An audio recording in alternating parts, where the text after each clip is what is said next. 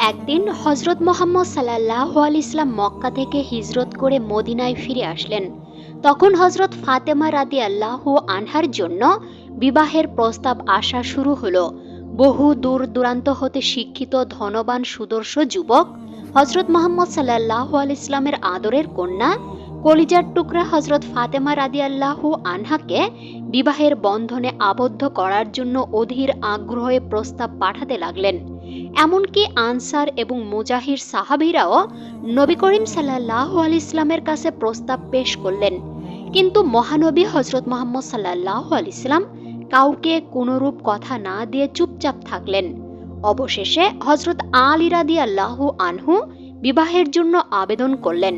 হজরত আলী রাদিয়াল্লাহু আনহু আবেদন করার সাথে সাথে প্রিয় নবী হজরত মোহাম্মদ সাল্লাল্লাহু আলাইহি ইসলাম বললেন, বিবাহের মহারণা আদায় করার মতো তোমার নিকট কি আছে আলী? তখন শেরে খোদা হজরত আলী রাদিয়াল্লাহু আনহু বললেন, আমার কাছে একটি ঘোড়া এবং একটি বর্ম ছাড়া আর কিছুই নেই। তখন প্রিয় নবী হজরত মোহাম্মদ সাল্লাল্লাহু আলাইহি ইসলাম বললেন, যুদ্ধের জন্য অবশ্যই ঘোড়া দরকার, তাই তুমি বর্মটি বিক্রি করতে পারো। নবীজি সাল্লাল্লাহু আলাইহি ইসলামের এই নির্দেশ পেয়ে হজরত আলী রাদিয়াল্লাহু আনহু আদবের সাথে সেখান থেকে বিদায় নিলেন। অতঃপর হজরত আলী রাদিয়াল্লাহু আনহু অনেক খোঁজাখুঁজি করে উপযুক্ত গ্রাহক না পেয়ে বর্মটি নিয়ে পরের দিন হজরত মোহাম্মদ সাল্লাল্লাহু আলাইহি ইসলামের দরবারে উপস্থিত হলেন। ওই মুহূর্তে হজরত মোহাম্মদ সাল্লাল্লাহু আলাইহি ইসলামের দরবারে হজরত আবু বক্কর সিদ্দিক রাদিয়াল্লাহু আনহু, হজরত উমর ফারুক রাদিয়াল্লাহু আনহু এবং হজরত উসমান রাদিয়াল্লাহু আনহু সহ আরও অনেক সাহাবী উপস্থিত ছিলেন। তখন হজরত মোহাম্মদ সাল্লাল্লাহু আলাইহি ইসলাম নিজেই উপস্থিত সাহাবীদেরকে লক্ষ্য করে বললেন, তোমাদের মধ্যে এমন কেউ কি আছো উপযুক্ত মূল্য দিয়ে হজরত আলীর এই বর্মটি ক্রয় করতে পারো? রসুল করিম সাল্লাল্লাহু আলাইহি ইসলামের কথা শোনা মাত্রই কাল বিলম্ব না করে হজরত উসমান রাদিয়াল্লাহু আনহু বললেন, হে আল্লাহর রসুল, আমি 480 দিরহাম মূল্য দিয়ে বর্মটি ক্রয় করতে প্রত্যাশী। হজরত উসমান রাদিয়াল্লাহু আনহুর কথা অনুযায়ী রসুল করিম সাল্লাল্লাহু আলাইহি ইসলাম বর্মটি হজরত উসমান রাদিয়াল্লাহু আনহুর হাতে দিলেন। হজরত উসমান রাদিয়াল্লাহু আনহু মনের খুশিতে নগদ 480 দিরহাম দিয়ে বর্মটি ক্রয় করে নিলেন এবং এই অর্থ রসুল করিম সাল্লাল্লাহু আলাইহি ইসলামকে দিয়ে দিলেন। অতঃপর রসুল করিম সাল্লাল্লাহু আলাইহি ইসলাম 480 দিরহাম নিয়ে হজরত আলী রাদিয়াল্লাহু আনহুর হাতে দিলেন। এরপর হজরত মোহাম্মদ সাল্লাল্লাহু আলাইহি ইসলাম হজরত আলী রাদিয়াল্লাহু আনহুকে মসজিদে উপস্থিত হতে বললেন। হজরত আলী রাদিয়াল্লাহু আনহু মহানবী হজরত মোহাম্মদ সাল্লাল্লাহু আলাইহি ইসলামের নির্দেশ মোতাবেক মসজিদে উপস্থিত হলেন। রসুল করিম সাল্লাল্লাহু আলাইহি ইসলাম নিজেই বিবাহের খুতবা পাঠ করলেন। খুতবা শেষ করে রসুল করিম সাল্লাল্লাহু আলাইহি ইসলাম উপস্থিত সাহাবীদেরকে লক্ষ্য করে বললেন, তোমরা সকলেই জেনে রাখো এবং সাক্ষী থাকো, আমি 480 দিরহাম মোহরের বিনিময়ে আলী ইবনে আবু তালেবের সাথে আমার কন্যা ফাতেমাতুজ জোহরাকে বিবাহ দিচ্ছি। এরপর হজরত মুহাম্মদ সাল্লাল্লাহু আলাইহি ইসলাম হজরত আলী রাদিয়াল্লাহু আনহুকে সম্বোধন করে বললেন, হে আলী, আমি আমার কন্যা ফাতেমাতুজ জোহরাকে 480 দিরহাম মোহরের বিনিময়ে তোমার সঙ্গে বিবাহ দিলাম, তোমার এতে সম্মতি আছে কি? তখন শেরে খোদা হজরত আলী রাদিয়াল্লাহু আনহু বললেন, আলহামদুলিল্লাহ, কবুল। শুভ বিবাহের আনুষ্ঠানিকতা শেষ হওয়ার পর রসুল করিম সাল্লাল্লাহু আলাইহি সাল্লাম হজরত ফাতেমাতুজ জোহরা রাদিয়াল্লাহু আনহাকে আপন হুজুরায় নিয়ে এলেন। যেহেতু প্রিয় জামাতা শেরে খোদা হজরত আলী রাদিয়াল্লাহু আনহুর নিজস্ব কোনো বাড়ি ছিল না, তাই হজরত ফাতেমা রাদিয়াল্লাহু আনহা তার বাবার ঘরেই থেকে যান। বিয়ে শাদীর পর হজরত আলী রাদিয়াল্লাহু আনহুর একা একা থাকা আর সহ্য হলো না। এক পর্যায়ে হজরত আলী রাদিয়াল্লাহু আনহু হজরত ফাতেমা রাদিয়াল্লাহু আনহাকে সর্বদা কাছে রাখার ইচ্ছা পোষণ করলেন, কিন্তু তিনি তাকে নিয়ে কোথায় রাখবেন? তার তো কোনো ঘরবাড়ি ছিল না, তিনি নিজেই থাকেন পরের বাড়িতে। হজরত আলী রাদিয়াল্লাহু আনহু নিজেই চলতে পারে না, নিজে যখন চলতে পারে না তখন অন্যের দায়িত্ব কিভাবে নেবেন? তার অবস্থা এমনও হয় যে একবেলা আহার করেন আর দুবেলা পেটে পাথর বেঁধে থাকেন। এসব চিন্তা করতে করতে হজরত আলী রাদিয়াল্লাহু আনহু নিজেকে অসহায় ভাবতে শুরু করলেন। বিবাহের পর স্ত্রী স্বামীর বাড়িতে না থেকে পিত্রালয়ে থাকবেন, এটা স্বামীর জন্য কখনোই ভালো বিষয় নয়। মনে মনে হযরত আলী রাদিয়াল্লাহু আনহু এইসব চিন্তা ভাবনা করলেও হযরত ফাতেমা রাদিয়াল্লাহু আনহার কথা মনে করলে তাকে সার্বক্ষণিক কাছে পাওয়ার জন্য মন ব্যাকুল হয়ে ওঠে। ফলে হযরত আলী রাদিয়াল্লাহু আনহু মনের সংকল্প ঝেড়ে ফেলে দিয়ে তিনি ইচ্ছে করলেন যে যেভাবেই হোক তিনি স্ত্রীকে তার ঘরে নিয়ে আসবেন।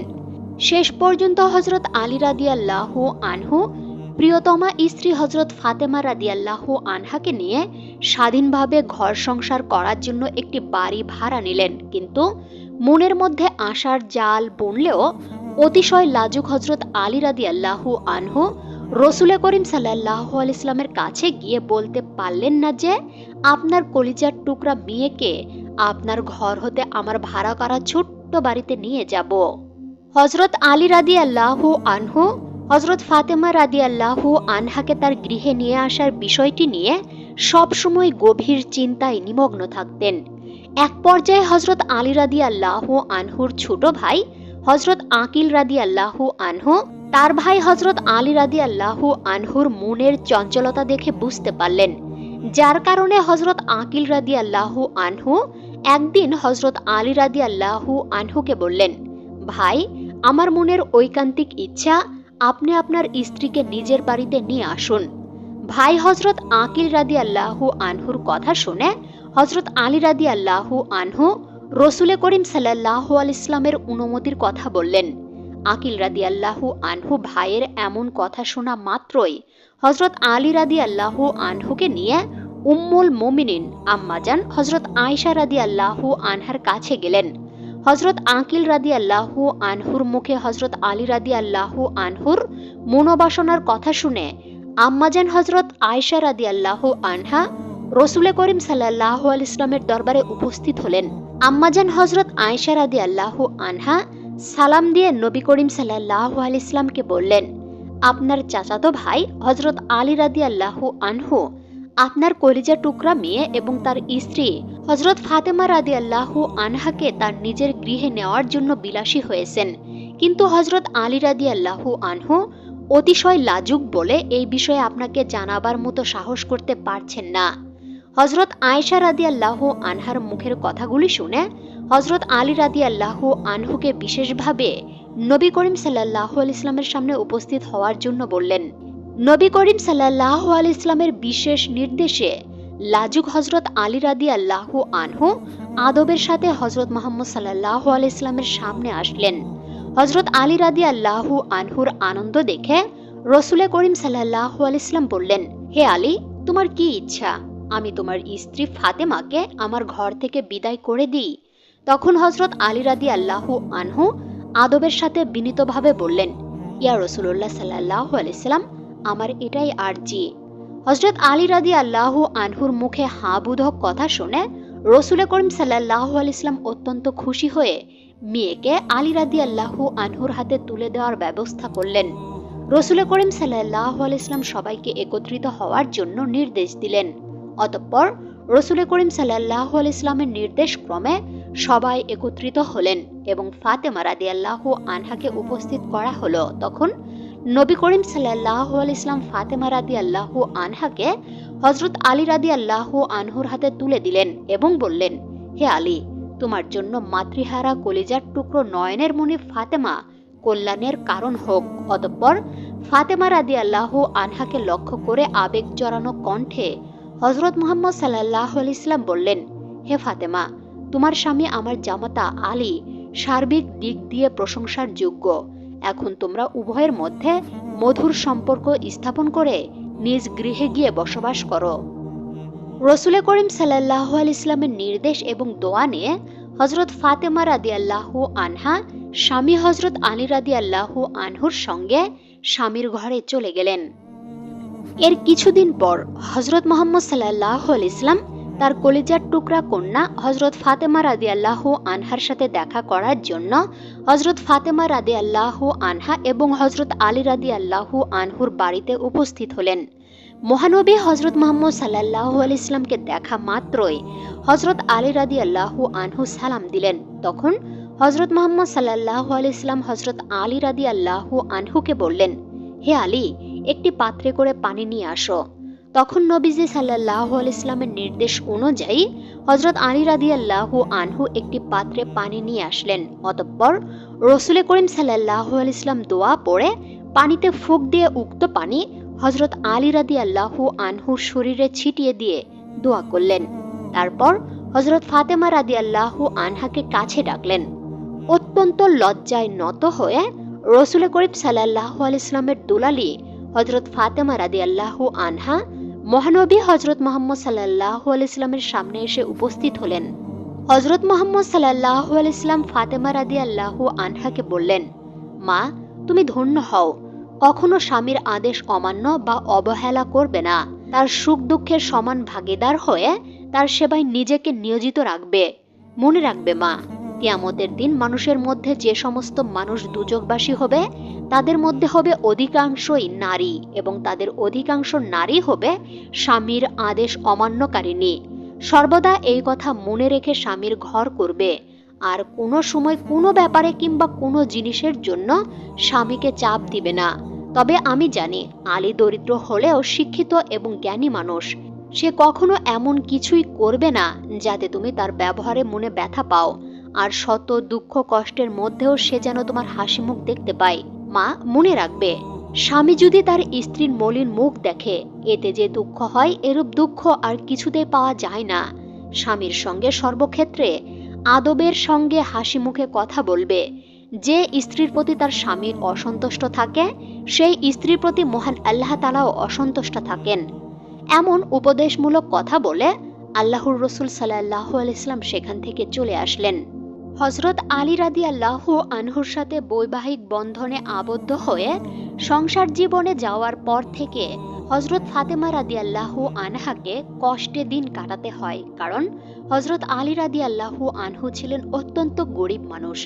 হজরত ফাতেমা রাদিয়াল্লাহু আনহার জাতাকল ঘোরাতে ঘোরাতে হাতে ফোসকা পড়ে গিয়েছিল। এমনও বর্ণনা পাওয়া যায় যে স্বামীর ঘরে গায়ে জড়ানোর মতো মাত্র একটি চাদর ছিল। সেই চাদরটি এত খাটো ছিল যে তা দিয়ে মাথা ঢাকতে গেলে পা বের হয়ে যেত, আর পা ঢাকতে গেলে মাথা বেরিয়ে যেত। জীবিকার অবস্থা এত করুণ ছিল যে কখনো কখনো পুরো সপ্তাহে একবারও চুলায় আগুন জ্বলত না। হজরত ফাতেমা রাদিয়াল্লাহু আনহা গরিব স্বামীর ঘরে একা একাই সাংসারিক সমস্ত কাজকর্ম করে ক্লান্ত হয়ে যেতেন।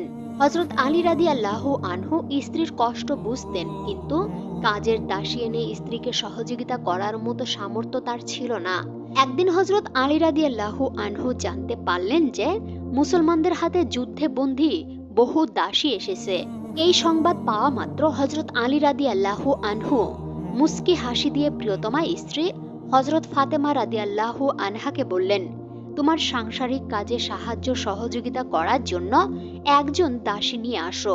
আমার একান্ত বিশ্বাস তোমাকে যেভাবে আল্লাহর রাসূল সাল্লাল্লাহু আলাইহি ওয়াসাল্লাম ভালোবাসেন তাতে তুমি কোনো দাসীর জন্য আবেদন করা মাত্র তিনি তা দিয়ে দিবেন। স্বামী হজরত আলী রাদিয়াল্লাহু আনহুর বুদ্ধি অনুযায়ী হজরত ফাতেমা রাদিয়াল্লাহু আনহা আল্লাহর রাসূল সাল্লাল্লাহু আলাইহি ওয়াসাল্লামের দরবারে উপস্থিত হলেন বটে, কিন্তু অতিশয় লাজুক ফাতেমা রাদিয়াল্লাহু আনহা কিছুই বলতে সাহস পেলেন না। রাসূল করিম সাল্লাল্লাহু আলাইহি ওয়াসাল্লাম কন্যা ফাতেমার আগমন দেখে তার কারণ জিজ্ঞাসা করলেন। তখন হজরত ফাতেমা রাদিয়াল্লাহু আনহা জবাবে বললেন, আপনাকে সালাম দিতে উপস্থিত হয়েছি। অতঃপর দাসী না নিয়েই হজরত ফাতেমা রাদিয়াল্লাহু আনহা স্বামীর গৃহে পৌঁছালেন। স্বামীর গৃহে পৌঁছানোর সাথে সাথে হজরত আলী রাদিয়াল্লাহু আনহুর বুঝতে বাকি রইল না যে ফাতেমা রাদিয়াল্লাহু আনহা লজ্জার কারণে প্রিয় নবী হজরত মুহাম্মদ সাল্লাল্লাহু আলাইহি ওয়াসাল্লামের দরবারে গিয়ে আসল কথা গোপন রেখেছিলেন। তখন হজরত আলী রাদিয়াল্লাহু আনহু নিজেই হজরত ফাতেমা রাদিয়াল্লাহু আনহাকে নিয়ে আল্লাহর রাসূল সাল্লাল্লাহু আলাইহি ওয়াসাল্লামের কাছে গেলেন এবং বললেন, হে আল্লাহর রাসূল সাল্লাল্লাহু আলাইহি ওয়াসাল্লাম, আপনার আদরের কন্যা ফাতেমা লজ্জার কারণে তার আসল কথা গোপন রেখেছেন। সে আপনার কাছে তার সাংসারিক কাজে সহযোগিতার জন্য গনিমতের মাল থেকে একজন দাসী প্রার্থনা করতে এসেছিল। হজরত আলী রাদিয়াল্লাহু আনহুর মুখের কথা শুনে রাসূল করিম সাল্লাল্লাহু আলাইহি ওয়াসাল্লাম উত্তরে বললেন, হে আলী, তোমাদের খেদমতের জন্য আমি কোনো কয়েদিকে দিতে পারি না, কেননা আসহাদে সুফার খাওয়া দাওয়ার দায়িত্ব আমাকেই বহন করতে হয়। আমি কেমন করে তাদের কথা ভুলে যাব, যারা নিজেদের বাড়িঘরের মায়া মমতা ত্যাগ করে বিশ্বজাহানের মালিক আল্লাহ তাআলা এবং তার প্রিয় নবীর সন্তুষ্টির জন্য এই পথ বেছে নিয়েছে। এই কথা বলার পর রসুল করিম সাল্লাল্লাহু আলাইহি ওয়াসাল্লাম কলিজার টুকরা কন্যা ফাতেমা রাদিয়াল্লাহু আনহাকে বললেন, হে মা ফাতেমা, তুমি ধৈর্য ধরো। সত্যিকার অর্থে সেই হলো উত্তম মহিলা, যার মাধ্যমে পরিবারের লোকজন উপকৃত হয়। অতঃপর রসুল করিম সাল্লাল্লাহু আলাইহি ওয়াসাল্লামের কথাগুলো হৃদয়পটে অঙ্কিত করে হযরত ফাতেমা রাদিয়াল্লাহু আনহা স্বামীর সাথে তার বাসস্থানে ফিরে এলেন। রাত্রিবেলা হযরত মুহাম্মদ সাল্লাল্লাহু আলাইহি ওয়াসাল্লাম মেয়ের ঘরে এসে উপস্থিত হলেন। তারা হযরত মুহাম্মদ সাল্লাল্লাহু আলাইহি ওয়াসাল্লামকে দেখে সালাম দিলেন। তখন হযরত মুহাম্মদ সাল্লাল্লাহু আলাইহি ওয়াসাল্লাম বললেন, আমার নিকট তোমরা যা দাবি করেছিলে তার তুলনায় উত্তম বস্তু পেতে তোমরা রাজি আছো কি? তখন তারা আদবের সাথে নম্র কণ্ঠে বললেন, হ্যাঁ ইয়া রাসূলুল্লাহ সাল্লাল্লাহু আলাইহি ওয়াসাল্লাম, আমরা অবশ্যই রাজি। অতঃপর তাদের দিকে তাকিয়ে হযরত মুহাম্মদ সাল্লাল্লাহু আলাইহি ওয়াসাল্লাম বললেন, আমাকে হযরত জিবরাইল আলাইহিস সালাম নামাজের পর 3টি বাক্য পাঠ করার জন্য বলেছেন। সেই বাক্য 3টি হলো, তোমরা নামাজের পর 33 বার সুবহানাল্লাহ, 33 বার আলহামদুলিল্লাহ এবং 33 বার আল্লাহু আকবার পাঠ করবে। রাতে বিছানায় যাওয়ার পূর্বেও প্রতিদিন এই আমলটি করবে, তাহলে একজন দাসী যা কাজ করে দিত সেই কাজের বরকত আল্লাহ তাআলা তোমাদের কাজে দান করবেন। অতঃপর হযরত মুহাম্মদ সাল্লাল্লাহু আলাইহি ওয়াসাল্লাম সেখান থেকে চলে গেলেন। এরপর একদিন হযরত আলী রাদিয়াল্লাহু আনহু কতিপয় সাহাবীদেরকে বললেন, যেদিন রাসূলুল্লাহ সাল্লাল্লাহু আলাইহি ওয়াসাল্লাম আমাদেরকে এই দোয়া পাঠ করার জন্য বলেছেন, আমি সেই দিন হতে আজ পর্যন্ত এই পবিত্র বাক্যসমূহ পাঠ করতে ভুলে যাইনি। হযরত আলী রাদিয়াল্লাহু আনহুর এমন কথা শোনা মাত্র একজন সাহাবী বললেন, হে আলী, তাহলে কি আপনি সিফফিনের যুদ্ধের রাতেও এই দোয়া পাঠ করেছিলেন? উত্তরে হযরত আলী রাদিয়াল্লাহু আনহু বললেন, হ্যাঁ, আমি ঐতিহাসিক সিফফিনের যুদ্ধের রাতেও এই দোয়া পাঠ করেছিলাম। একদিন হযরত মুহাম্মদ সাল্লাল্লাহু আলাইহি ওয়াসাল্লাম হযরত ফাতেমা রাদিয়াল্লাহু আনহার ঘরে গিয়ে দেখলেন ফাতেমা রাদিয়াল্লাহু আনহা উটের চামড়া পরে আছেন। সেই চামড়ার মধ্যে ছিল 13টি তালি। ওই সময় হযরত ফাতেমা রাদিয়াল্লাহু আনহা আটা পিষছিলেন এবং বিশ্বপ্রভু আল্লাহ তাআলার মহাগ্রন্থ আল কুরআনের বাণী পড়ছিলেন। আদরের কন্যার এমন কষ্ট দেখে রসুল করিম সাল্লাল্লাহু আলাইহি ওয়াসাল্লাম মনে কোনো কষ্টই নিলেন না। মেয়েকে লক্ষ্য করে তিনি বললেন, হে ফাতেমা, ধৈর্যের মাধ্যমে পার্থিব জগতের সকল কষ্ট শেষ করো এবং আখিরাতের স্থায়ী শান্তি এবং খুশির প্রহর গুনতে থাকো। রহমানুর রহিম আল্লাহ তাআলা তোমাদেরকে উত্তম পুরস্কার দিবেন। উক্ত কথাগুলি বলে হযরত মুহাম্মদ সাল্লাল্লাহু আলাইহি ওয়াসাল্লাম সেখান থেকে চলে গেলেন। একবার হযরত আলী রাদিয়াল্লাহু আনহু জীবিকা অন্বেষণের জন্য ঘর হতে বের হয়ে মদিনার উপকণ্ঠে গেলেন। সেখানে গিয়ে দেখতে পেলেন একজন বৃদ্ধা সামান্য ইট পাথর জমা করে বসে আছেন। হযরত আলী রাদিয়াল্লাহু আনহু বৃদ্ধাকে দেখে মনে মনে ভাবলেন, হয়তোবা বৃদ্ধা তার বাগানে পানি সিঞ্চন করতে চায়। সত্যি সত্যি তার ভাবনা ঠিক হয়ে গেল। অতঃপর হযরত আলী রাদিয়াল্লাহু আনহু পারিশ্রমিক ঠিক করে পানি উঠিয়ে সিঞ্চন করতে লাগলেন। কিন্তু পানি উঠাতে উঠাতে তার শরীর একেবারে দুর্বল হয়ে তার হাতে ফোসকা পড়ে গেল। এই হাড় ভাঙ্গা পরিশ্রমের পারিশ্রমিক হিসাবে পেলেন মাত্র 1 মুঠো খেজুর। মনের খুশিতে 1 মুঠো খেজুর নিয়ে তিনি বাড়িতে ফিরে এসে হযরত ফাতেমা রাদিয়াল্লাহু আনহার হাতে তুলে দিলেন। হযরত ফাতেমা রাদিয়াল্লাহু আনহা অত্যন্ত খুশি হয়ে আলহামদুলিল্লাহ বলে খেজুর গ্রহণ করে নিলেন। সুবহানাল্লাহ। প্রিয় দর্শক, ধৈর্য হলো মুমিনের অলংকার। যে ব্যক্তি ধৈর্য ধারণ করে আল্লাহ তার কষ্টকে মর্যাদায় রূপান্তর করেন। আল্লাহর উপর ভরসা রেখে কষ্ট সহ্য করায় প্রকৃত শক্তি, আর সেই শক্তি অন্তরের শান্তি এনে দেয়। দুনিয়ার দুঃখ সাময়িক, কিন্তু ধৈর্যের প্রতিদান চিরস্থায়ী। যে নারী ধৈর্যের সাথে আল্লাহর হুকুম মেনে চলে সে নারী আল্লাহর কাছে সবচেয়ে সম্মানিতা। ধৈর্যের কারণেই মহান আল্লাহ রাব্বুল আলামিন হযরত ফাতেমা রাদিয়াল্লাহু আনহাকে করেছেন চির সম্মানিতা। মহান আল্লাহ রাব্বুল আলামিন আমাদের সবাইকে হযরত ফাতেমা রাদিয়াল্লাহু আনহার মতো ধৈর্যশীলা হওয়ার তৌফিক দান করুন, আমিন। প্রিয় দর্শক, এই ছিল হযরত ফাতেমা রাদিয়াল্লাহু আনহার জীবনী থেকে দ্বিতীয় পর্ব। এই পর্বটি যদি আপনাদের কাছে ভালো লেগে থাকে তাহলে অবশ্যই ভিডিওটিতে একটি লাইক দিয়ে চ্যানেলটি সাবস্ক্রাইব করে এই পর্বটি সম্পর্কে আপনাদের মূল্যবান মতামতটি কমেন্টে জানিয়ে দিন। সেই সাথে আপনারা যদি হযরত ফাতেমা রাদিয়াল্লাহু আনহার জীবনী থেকে তৃতীয় পর্বটি পেতে চান তাহলে অবশ্যই তা কমেন্টে জানিয়ে দিন। আল্লাহ হাফেজ।